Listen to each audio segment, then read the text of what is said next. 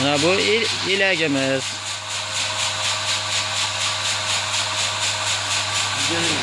Idishiga ikki kop yormani sig'diraveradi. Ovozni ham eshityapsiz, mana soat.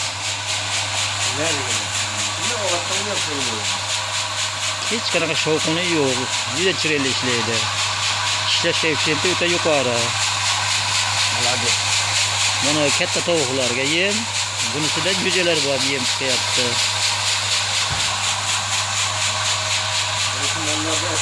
Tagida mana atalar bor, uni chiqadi.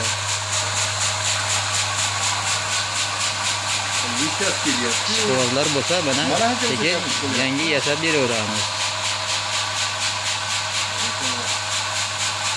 Ish bajarish darajasi juda yuqori. Salomat bo'linglar.